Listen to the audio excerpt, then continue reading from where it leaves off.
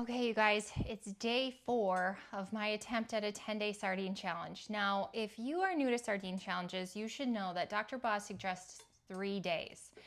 Nobody needs to do 10 days. We're just doing 10 as an extra challenge before this conference we have coming up. Personally, I have done many of these, a lot of 3 days, a lot of 2 days, and the longest I've ever done is 5 days. Just because, we like to vary up what we eat, and I start getting so much energy that sometimes I have issues sleeping. But I have some tweaks that I'm going to try this time, like not eating sardines before bed because they are filled with so much energy.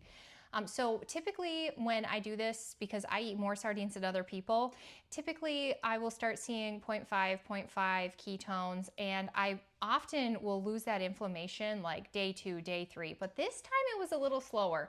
So yesterday I was day 3, morning of day 3, I was down 0.5 pound. Today, morning of day 4, I'm down 2.5 pounds. So now my body's just starting to get into this. What you'll notice too, if you do these repetitively, like let's do 2 days this week or 3 days this week, and we'll do it again next week, and we'll do it again next week. After the challenge, you will not just immediately, at least for me, I do not immediately, my ketones and my blood sugar do not immediately go back. It actually stays for a little bit. So when you compile these week upon week upon week, you'll start from a better place and you'll get to a better place quicker. So since I haven't done any of this since January, my blood sugar started out, my morning glucose was 100 on day 1. Day 2 and 3 and 4, it's been 90, which is really odd for me. Typically by now I'm down to the 80s or 70s, but this is an experiment. We're gonna keep going. So today, we've already made, I typically eat that sardine salad. I also like my sardine patties. Today we're gonna be making sardine crunchies. And what are those? It's when you just take your sardines and you kind of fry them up in here and you make little crunchies. I'm going to be using rendered beef fat from some flanken ribs that we had a few days ago. I find it to be so flavorful, and I like to use this up quick. I'm also going to be using my favorite super budget friendly Walmart sardines in water at our Walmart. These are $1.07 a can. I tried the $5 can. Personally, I didn't find any benefit in it. I really like, these are very beefy. They're not slimy. They're sturdy. They're easy to chop up. They're easy to cook. So I just really like that. I also just, like I said, I like them in water because I like to add my own favorite fats, whether that's beef tallow or butter or bacon grease. I like to add my own fats. So I've already got my pan heated up. I'm gonna throw in here some of my rendered beef fat.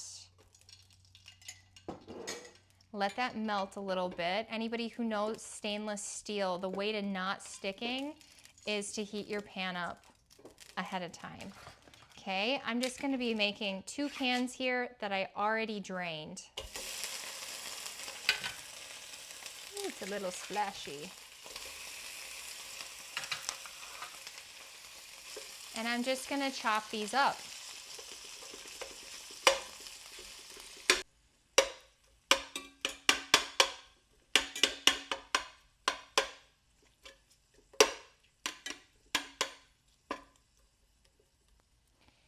So Dr. Boz suggests that you get them in the oil, but I just add my own beef tallow. The downside to the sardine crunchies is they can get a little fragrant. So I suggest doing this, with a fan on or with some open windows.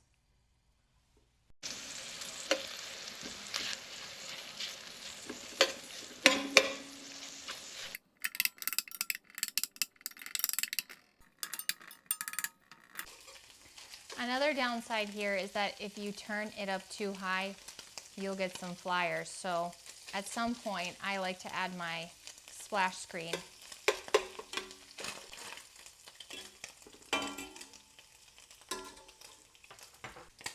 To get all the sides crunchy, I like to just stir, stir, stir.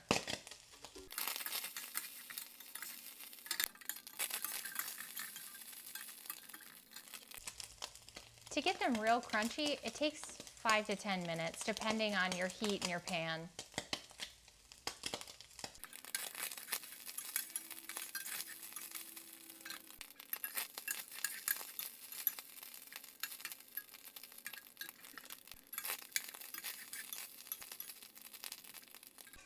Okay, I think that's crunchy enough.